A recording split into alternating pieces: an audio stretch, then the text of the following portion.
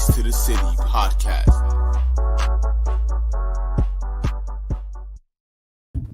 And ladies and gentlemen, welcome back to another edition of Keys to the City. At least someone's listening. At least it's working now. I can't get this thing on. I really can't. Oh, we were supposed to start a little while ago, but Trev decided to figure out some social media issues. But we are live, ladies and gentlemen, for another edition of Keys to the City. You can check us out at clovercrestmedia.com for shows. If you do miss the live show, you can check us out at clovercrestmedia.com, as well as YouTube, and as well as Spotify, iTunes, Amazon, and Google. Also, like I said, you can check us out on social media accounts, Keys to the City, Facebook, Twitter, and Instagram. Like I said, we were supposed to start a little while ago, but we had like always on time. We usually are. That's the thing. Like, we're pretty good with timing. Like, I'm pretty sure because, you know, Mom and Dad always taught, well, Dad specifically, always taught us to be prepared, prompt. Good thing I ain't going to work. And ready to go. But, ladies and gentlemen, we have a huge slate of NFL football this weekend. And we're going to dive into it. The biggest game of the weekend. No, it's not the Baltimore Ravens against the Tampa Bay Buccaneers. No, it's not the Green Bay Packers or Buffalo Bills. No, it is not even the Rams against the 49ers. It could very well be, ladies and gentlemen, the New York Giants traveling up to Quest Field against the surprising Seattle Seahawks as well. We're going to dive into that, but let's talk about the breaking news today from the Giants franchise and give us our 2 cents about the big trade, the surprising trade that, well, we were all expecting something to happen. Ted was talking about, maybe we'll get Kadarius Toney back after the bye. Well, no, he will not be suiting up in Big Blue once ever again as his short, humiliating, embarrassing tenure as a New York Giant first-round pick. Well, he got paid. He got his first-round pick, and guess what? Take it and run with it. Well, now he's going to the Kansas City Chiefs as he is traded for a conditional third, and a 6th-round pick to the New York Football Giants. Ted, just quickly, 2 cents about this, just seeing what a massive, massive waste of a pick this was. When you look at the scenario that it was last year for the Giants, there was a lot more glaring needs for this franchise. And Dave Gettleman, yes, I know, get the support for Daniel Jones. I understand it. But when you have opportunities like Rashawn Slater there, or you have a guy that I don't know if many people have heard, but he's doing pretty damn well down in Dallas. And that's Micah Parsons, who has established himself as one of the premier, not just defensive players, but football players right now in the National Football League. Ted, an all-time mistake, an all-time miss by the New York Giants franchise. And Joe Shane and company and Dable finally said, get the hell out of here. We're like, we can't. What are we going to do with you? Now he comes out and says, it's just another prima donna diva, another guy that, yes, has amazing talent, immense talent. I get it. But when you don't want to buy into the message, what good are you? And I talked about this, Ted, the talent. Yes, talent could go a certain way in this league. I get it. There is such a copious amount of talent in this league. But you got to also have the heart. You also got to have the want. You got to have the mentality. Kadarius Toney did not. Ted, give me a quick 2 cents about this. We got something for a player that wasn't playing. Plain and simple. Easy does it. I have trust in Joe Shane. He's going to figure it out in the future. Get an extra 3rd round, get a 6th round. If you look at what Joe Shane and Brian Dable did this year, they did really well in the draft. Now, not all the players are participating because of some so-called injuries, but at the end of the day, you got something for no one because that's what I consider no one.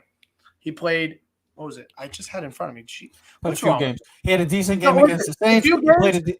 Few games? His best game. He played for a game and a half, bro. I had it right in front of me. He literally played in 28 snaps in week 2 and played in seven snaps in week 1. Thank you for your 35 snaps. We got a 3rd round and a 6th round. Who would have thought these would have been high picks before? But right now, they might be later 3rd rounds and 6th rounds. So the Giants, based on the grade, got to be. The Chiefs got to be.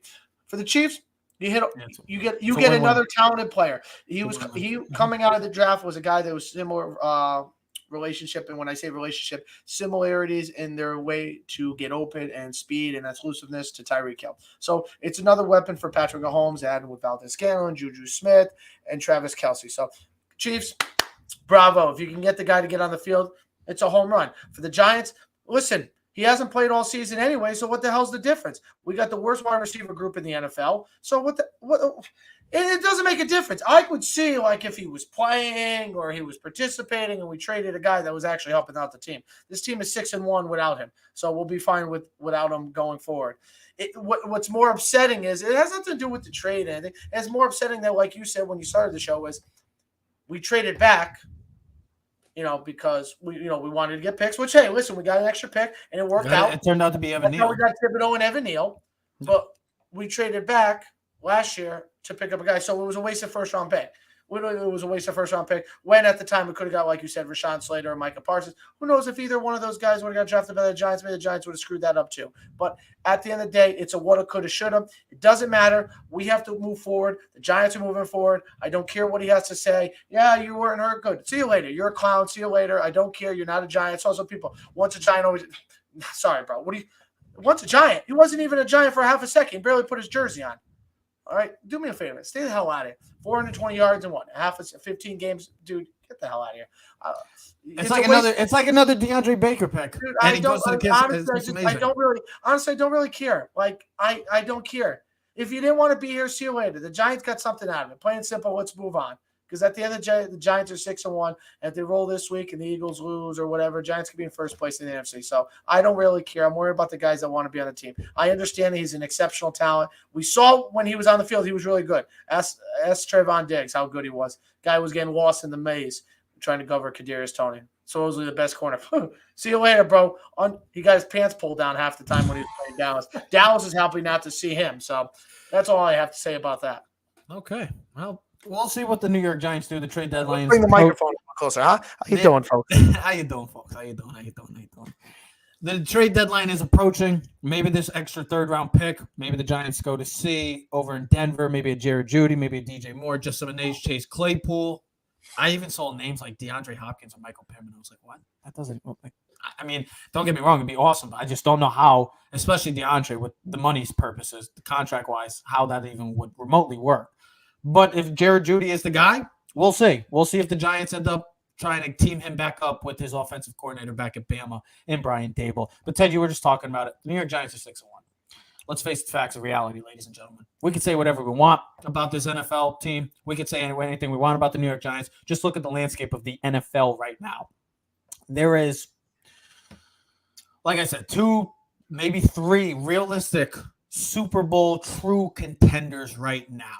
Maybe you get the outside teams like the Bengals, but a huge hit to the Cincinnati Bengals franchise as they lose their superstar receiver Jamar Chase to a hip injury, IR, 4 to 6 weeks. See how that translates to the offense moving forward for the Bengals. But this league as a whole has been anything but contenders. It's been more pretenders or teams that we don't know what to make of. And we'll talk about it in a few minutes of the NFC powers that are struggling mightily coming into this week.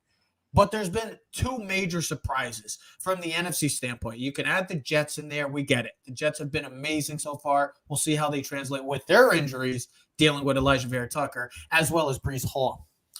But this might be, ladies and gentlemen, and I know it sounds crazy because coming into this season, Ted, we thought of this matchup as a potential a draft pick type game. Who's going to get the higher draft pick? We're sitting here right now with these 2 franchises at a combined 10-4.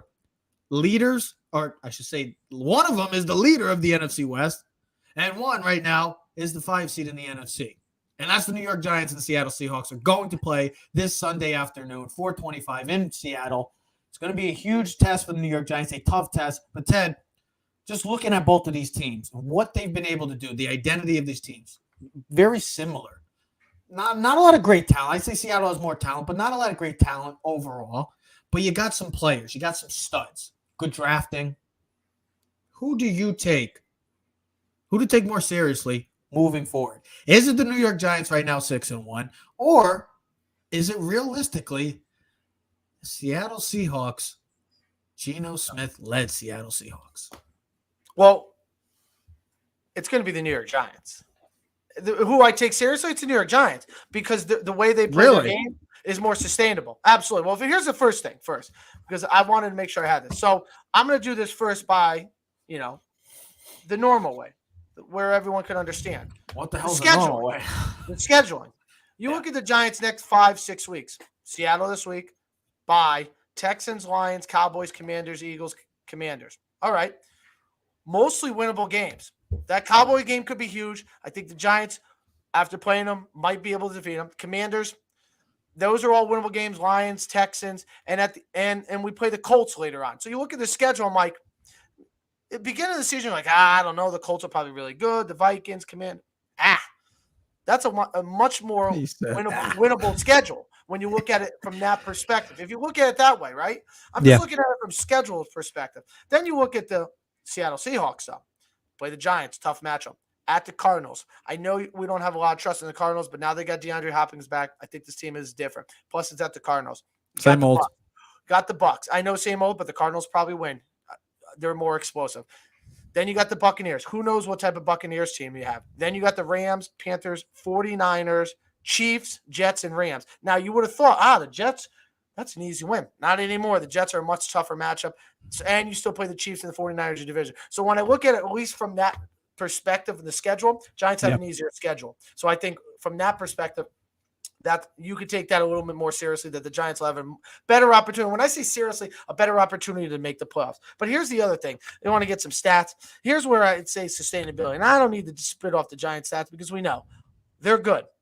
At least they run the football. What are they, second in the league running the football? They are first in the league right now at 173 points. Oh, that's great you told me that. Glad you corrected that because the Seattle Seahawks are tied for the most rushing yards surrendered this season with 1,048. They're giving up the sixth most yards per carry, 4.9. They've given up 10 rushing touchdowns, which is tied for third in the NFL. So you look at that.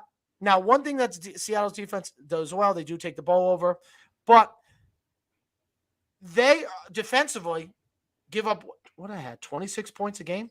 So their defense is not good. Sustainability. Listen, their offense is really good. Yeah. They're the second leading scoring team, sixth leading scoring team with 27 points scored on the first drives of the game, which is third in the NFL. They score from outside the red zone, how about this, Trev? I want to tell you a crazy stat. Okay. Their red zone rate in the NFL, their touchdown rate in the red zone, second worst in the league at 36%. Though, when they're outside the red zone, it's 77%, which is number one in the league. So when they score with big plays outside the red zone. Mm-hmm. I look at the Giants, their defense and offense is sustainability. Run the football, play solid defense, don't turn the ball over. Geno's prone for the turnover. Yep.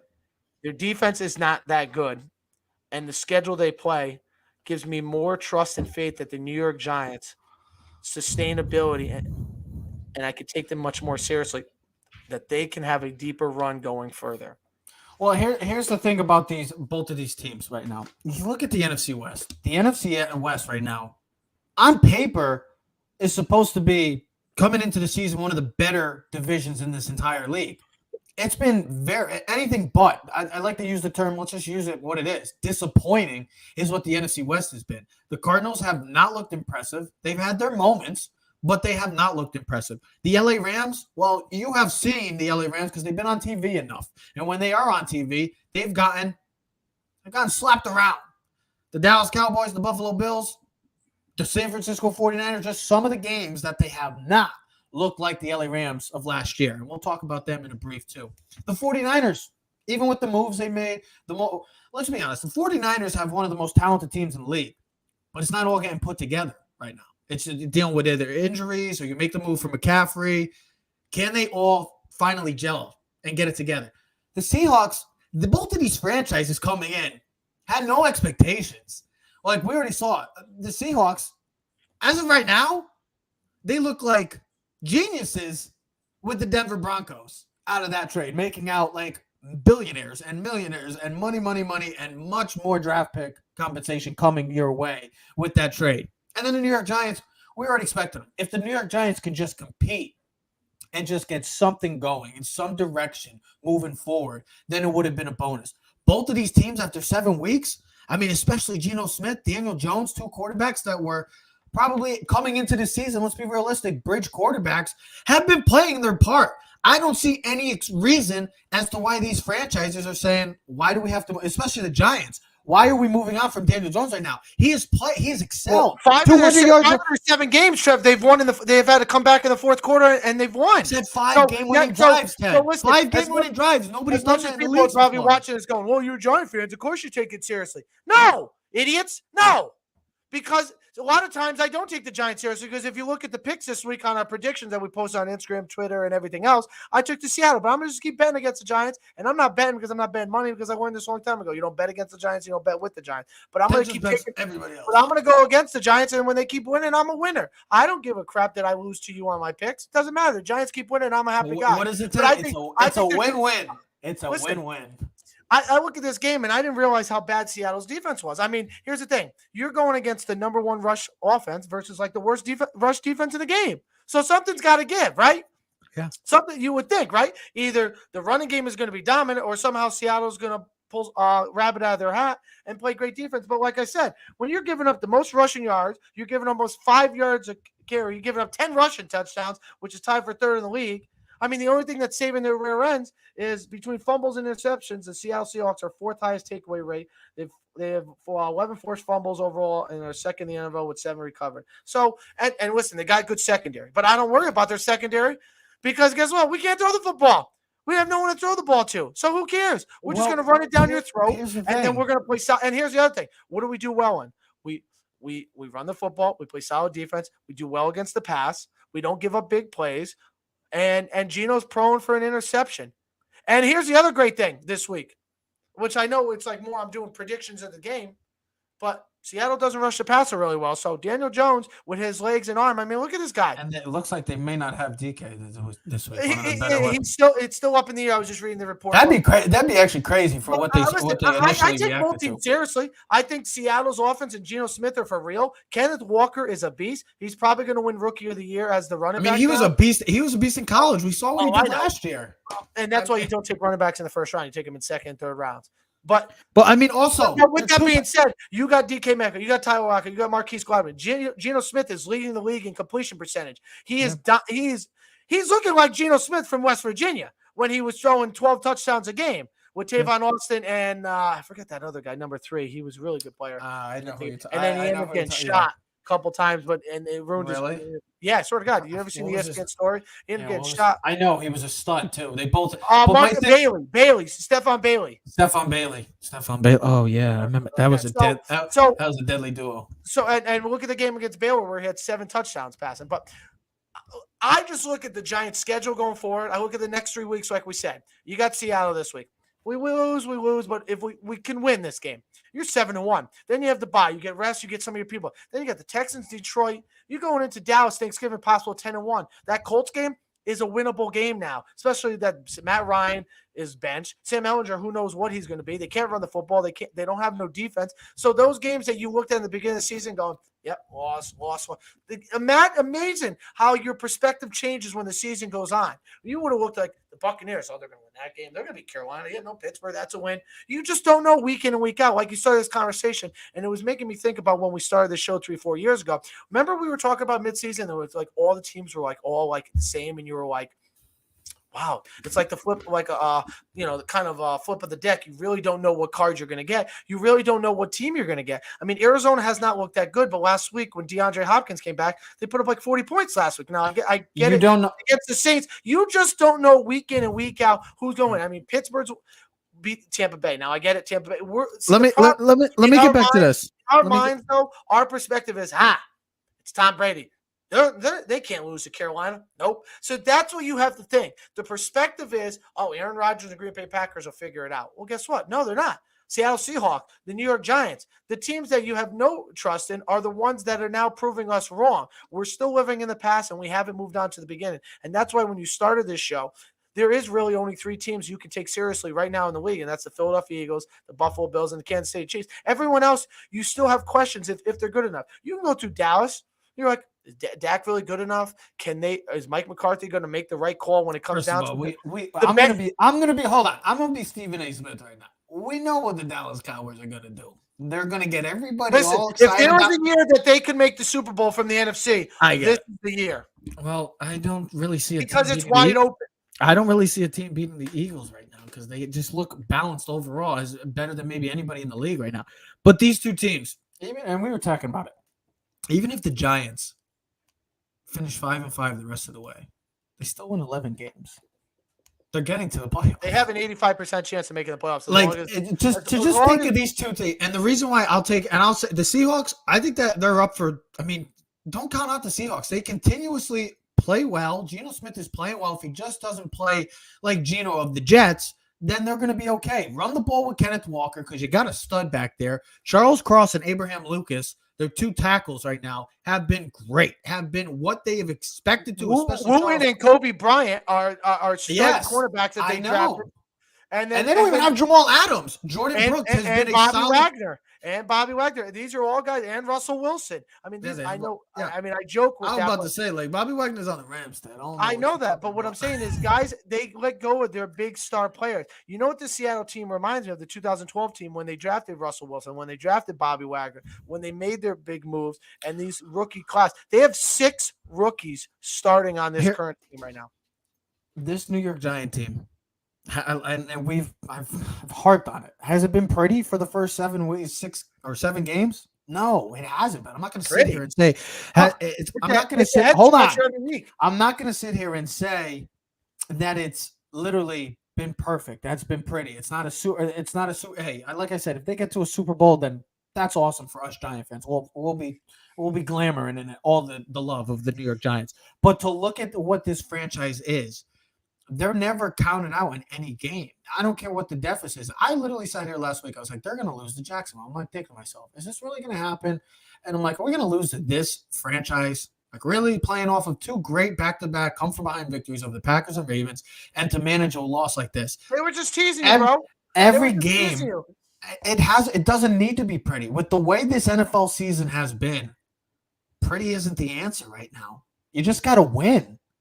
If you just keep winning, that's all that matters. And it doesn't have to be pretty. It's not. I don't know if you read some of the quotes. The team is thinking it's kind of stupid, some of the metaphors we have in football, but they're taking it week by week. They're literally trying every week. That's what every team should try to go 1-0. Well, so teams though they look ahead. I know that, but that's how the message should always be sent. And Brian Dable, my God, I think we're going to start having debate. Is Brian Dable the Patrick Mahomes of coaching? And I know I sound crazy. Let's see something. Let's win something before we start crowning. Because if you want to crown their ass, we'll crown them. You sound like a bad Giant fan right now because I don't know about you. I don't want to crown him, Trevor. I'm not crowning him anything. I'm just saying with the way that he has coached this team, a team that doesn't have superstars all over the place, with the exception of a few players that have been excelling. Andrew Thomas, Saquon Barkley, Daniel Jones, Xavier McKinney. You have players, young players that are getting better for this franchise. But the way that this team coming into the season, coming on paper, you're literally just saying, how is this? This is one of the least talented teams rosters in the league. And Brian Dable is just managing to put these pieces, and that's a credit to all the coaching staff and putting them in the right places at the right time and making plays for this team. And Brian Dable has excelled. And the New York Giants are in every game. It doesn't have to be pretty. This isn't a pretty league this year. With the combination of the refs, with the combination of the older quarterbacks that have been playing poorly, the play on the field has been poorly. And maybe that's just more of, maybe they do need to play a little more preseason moving forward, because sometimes the play hasn't been all excellent, other than, like I said, the Buffalo Bills or the Kansas City Chiefs or the Philadelphia Eagles this year. The rest of the 29 teams, ladies and gentlemen, it hasn't been pretty. But the New York Giants, I hate to give you a little dose of reality, ladies and gentlemen, but they're 6-1. There's no other team in the NFL right now that's 6-1. So I guess after this 25-minute conversation, I think we take the Giants seriously. I think both teams have a recipe. Yeah, but you asked more. It's the Giants, bro. Oh yeah, but the Seahawks have proven that they can come back. They're never seen guy attitude. And here's I get it. They're in a tougher division, Ted. Who? The Giants. They're in a tougher division. The Eagles and Cowboys. I mean, compared to the NFC West, I don't take the Cardinals serious one bit. The Niners. No, we're talking about the only. Arizona is going to be dangerous down the stretch. At least offensively, and Seattle's defense is poor. They're the same old. They're the Arizona Cardinals. Bet yours. I bet Seattle finishes in last place in that division. What do you want to bet? You have no trust in McVay? I never said the Rams. I don't trust I don't trust the Cardinals. No, I never said the Seahawks are going to win. Hold on. I never said the Seahawks are going to win the division. Have they played their division yet? So they've lost to the 49ers. Yeah. Oh, they beat the Cardinals at home, 19-9. All right. So they still got to play the Cardinals in 2 weeks, the Rams twice, and the 49ers. All right. So they still got what should I say? They're 1-1 in the division. Yeah, they're 1-1 in the division. All right. So they still got 4 games left, and they got to play the Chiefs and the Jets and the Raiders. The Chiefs, Raiders, and Jets and Bucs. And I look at that going, You did say, Ted, though, during this conversation, if there's any year that the NFC is wide open for any team to just make the playoffs, it could be this year. Well, that's why I think as much as we've said there's bad football, I think weeks 15, 16, and 17 are going to be so intriguing more so this year because I think you're going to have so many more teams the last 3 games. A lot of teams fighting for wild cards. That's what I mean. That's what I mean. Listen, as much as like, here's a perfect example. Look at the NFC, right? So we did our predictions this week. So 2 of the games we chose was the 49ers and Rams, right?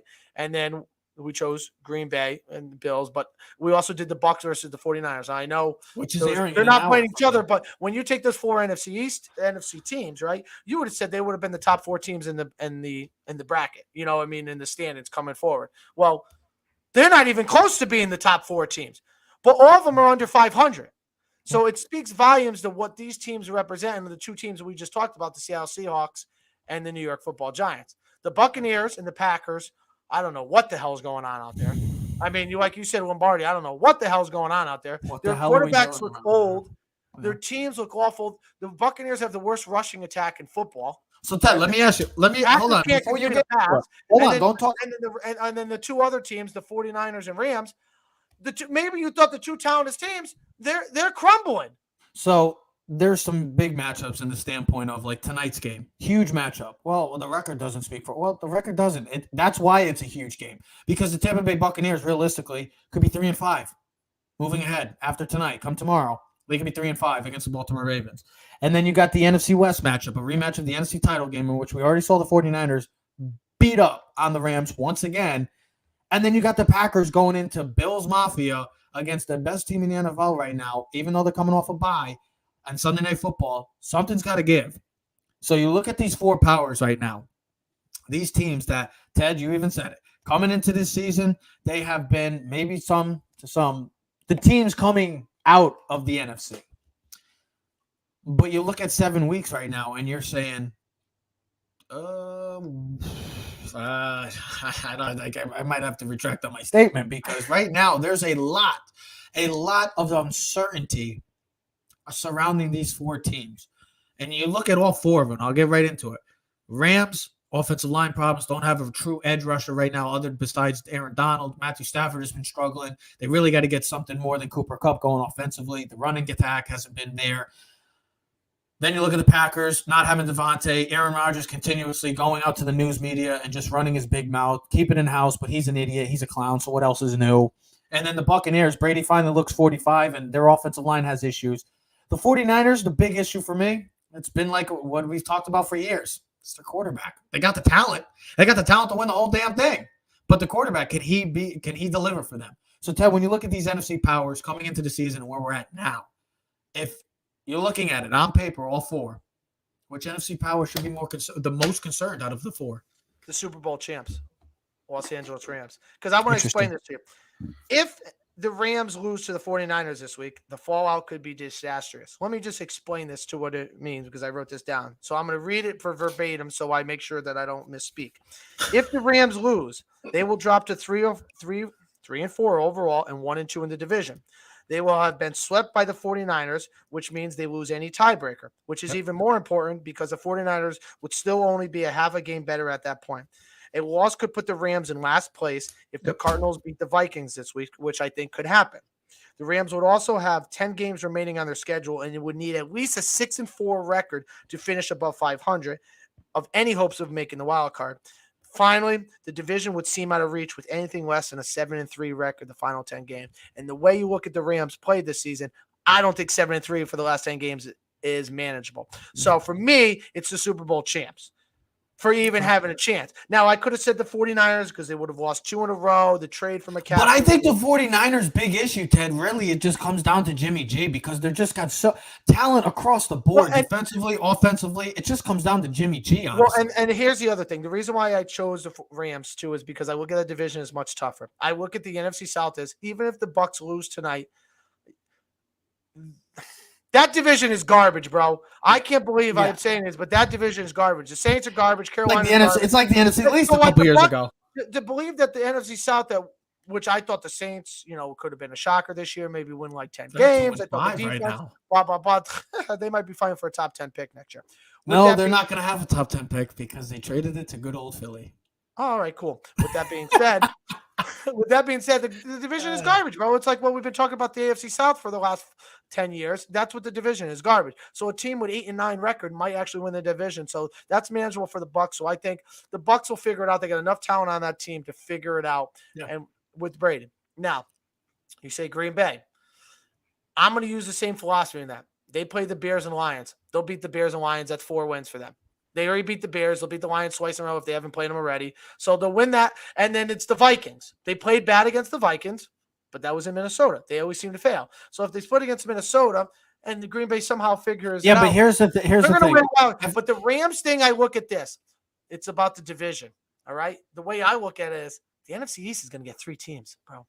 Realistically. We're going to get 3 teams. So this whole NFC West, which we talked about last year, now you're only getting 3 other teams. Well, 4 other teams because there's 7 that make it, right? So you're going to have the 3 NFC East teams. You're going to have the Buccaneers. You're going to have Minnesota. You're going to have the Who's going to be the final wild card because you're so that you're saying it. And my thing is this. If Rams lose between Arizona, Seattle's already got a better record than them, and Green Bay, the Rams' likelihood of making the wild card, I think that what I was talking about before, that last 3 weeks is going to be a much more difficult way. And listen, I don't know where their help is coming from.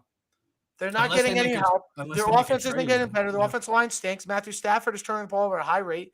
Their defense, I don't know. I just don't know where the momentum is coming from. It's almost like they have a Super Bowl hangover from the win. And that's the thing. That's why I choose the Rams. And here's the other thing, Trev, quick. And I'll finish on this point.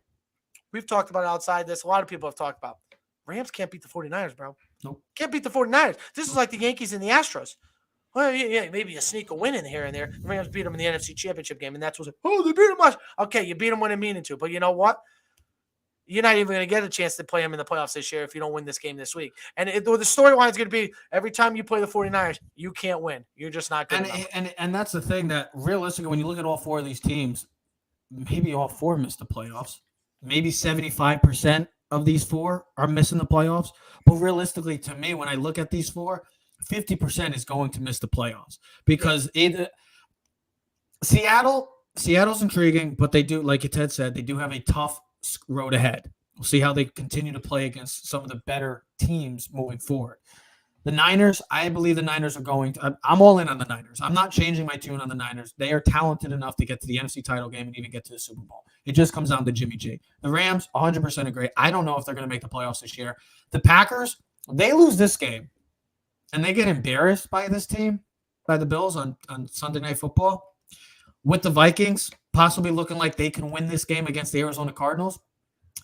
That means they'll be 3-5, down 2.5 games, which technically, because of the fact that they already lost to the Minnesota Vikings in Week 1, it's technically you want to know the remaining schedule? Hold on. I was just saying. What I was going to say. You want to know the remaining schedule? Can you wait? Let me just finish. Is that I was going to say. When you look at this game Sunday night against the Bills, who have been playing lights out throughout this season, look like a juggernaut offensively, it's going to be good luck to Green Bay. But if you lose this game, you're going to be 2.5 games back if the Vikings beat Arizona on Sunday. But technically, it's almost like you're down 3.5 because of the fact that you lost in Week 1. You're going there at 3-5. Yeah, I know you got to play the Lions and Bears again, and you'll probably beat both of those teams, or maybe not. I don't know, because this Green Bay Packer team, we thought they were going to beat Taylor Heineke and the Commanders well, here's last the other week. thing. Their defense we thought was going to be top notch. I thought so in fantasy. I'm saying the Packers. The Bucs to me. Listen, yeah, I was just going to tell you what the remaining schedule was. Give me one sec. When the Bucs to me, realistically, they got a lot of problems too. Brady looks old. That offense, I don't know what's happened. They can't run the football. They're one of the worst rated teams running the football this year. But it's just their division is just god awful. Yeah. The Carolina Panthers are a bad team. They beat them last week, but they're not a good team. They're not going to win many more games, I believe. Well, we don't know. I can just sit here right now and be like, I don't know what's going to happen. I get it. The NFL season has given us uncertainty each and every week. But realistically, when you look on paper, maybe the Saints figure it out. I don't see it right now because they got a lot of issues. And Dennis Allen, he's going to be like Todd Bowles. That's another thing. There's a reason why these guys get fired. Todd Bowles, Dennis Allen, Josh McDaniels. There's a reason why these coaches get fired. Lovie Smith before. Like, I don't get it why these guys sometimes get second chances. And that's all I'm trying to say. The Bucs would be the least out of these four. But if I had to put the ranking, I'm putting the Packers as number one and the Rams too. I mean, here's the other thing. You look at they got the game against the Bills this week. No one's giving them a shot. But I told you on Monday morning, don't be surprised, or Sunday night if somehow the Packers win because no one's giving them a chance. But listen, would you consider that the biggest upset of the season up to the date, realistically? Because look at the scenario. The Packers, look how bad they've been offensively. Rodgers can't figure it out. What was the game that I told you? Hold on. What was the game I told you? I was like, watch them win. Chiefs. The Colts over the Chiefs. All right. I just want to tell you. Would this be the biggest upset of the weekend or of the season so far? If the Packers, yeah, maybe the Colts, Chiefs, maybe. But at the time, we didn't realize how bad the Colts were. Here's the other thing: they got the Bills this week. They're at the Lions next week. I didn't realize their schedule ain't that friggin' easy either. They got the Lions, Cowboys, Packers? Titans could be a tough game. At the Eagles, at the Bears, Rams, Dolphins, Vikings, Lions. So, you know what? Are you talking about the Packers right there? Yes, that was their remaining schedule. And so what I'm saying is, as much as I want to live in the past of the Packers, that schedule ain't too easy either. You still got Minnesota, you still got Miami, you still got Dallas, you still got the Eagles, you still got the Rams, so you still got the Bills this week. So and the way the Packers are playing, there's no such thing anymore as that's a win. Because like you said, Chip, what if Detroit has one of those games where they score 40 points and they play well at home? You know, it happens. Detroit wins games. The Bears, listen, no one gave them a shot this week against New England. I don't know what the Bears are going to be weak in 5 weeks, but maybe they'll play better. Who knows? Dallas, that's a tough game. Who knows what? That's what I'm saying. You don't know. The Eagles, the Rams. I mean, that Rams game against Packers might be the decide. That's what, week 14 or what I have. That's week 14, 15, 16, 17. Yeah. So 12, 19. So, I mean, right there, that's an ESPN game. That's what, the Sunday night game, no, Monday night game. That could be a deciding playoff game right there. As we were just talking about the Rams and the Packers right there. Loser goes home. Winner stays alive for another week, and roll the dice, baby. Keep rolling. Daddy wants a new car. These guys, I mean, these four teams right now, it's definitely some of the bigger surprises. I know we didn't get to really talk about any AFC because there are plenty, and we're going to talk about that next week because we are going over to. Yeah, but I think we have a better understanding of the AFC right now. But we are moving on to the midway point, and we will be talking about the midway point of this crazy, wild, unexpected every week NFL season. And right now, those four franchises that we just discussed, massive games this week for different implications. The Buccaneers. Tonight, a lot of injuries playing against the Baltimore Ravens team. They got to figure it out too. So this game tonight should be a doozy. I'm hoping that it's a doozy. And then you get the NFC title rematch again in LA. Something's got to give in that. Can the Rams finally get over the hump? And then the Packers. Good luck going to Buffalo. Unless Aaron Rodgers becomes, I guess, Aaron Rodgers the past Bateman's few years. playing tonight. Yeah, baby. Got to start him in fantasy tonight, huh, boy? Bateman, Mark Andrews, Gus Edwards, they're all playing, I think. Do I start him tonight? Who, Bateman? No. Do I start him over Allen Robinson? Good luck. I wouldn't start Allen Robinson. I got rid of Allen Robinson in both my leagues. He had a good week. Don't even talk. Yeah, he got 0 points because he played the bye. Rashad Bateman will have big game tonight. We'll see what happens. We will see what happens. Also, the World Series starts tomorrow for all you baseball fans, Phillies and National fans, but us Yankee fans are. See you later. Well, we'll be talking about the ongoing Mets. Yankees debacle. Yeah, we'll talk about the Mets. But that was my final point too. All these franchises, the Lakers, the Packers, the Yankees. It's time for you to get a reality check because right now you can't rely on guys like LeBron. Right now, you can't rely on Aaron Rodgers because it's not working. It's not the same mold. Something's got to give. Ladies and gentlemen, should be another fantastic weekend of NFL, college, and even the World Series for baseball fans. You can check us out on all social media platforms. If you missed the live show, Spotify, iTunes, Amazon, Google. And if you do, check us out at Facebook.com, Twitter, Instagram. I think that's it. And YouTube. I forgot about YouTube. Well, ladies and gentlemen, we'll see you next episode. We're Keys of the City. We're out.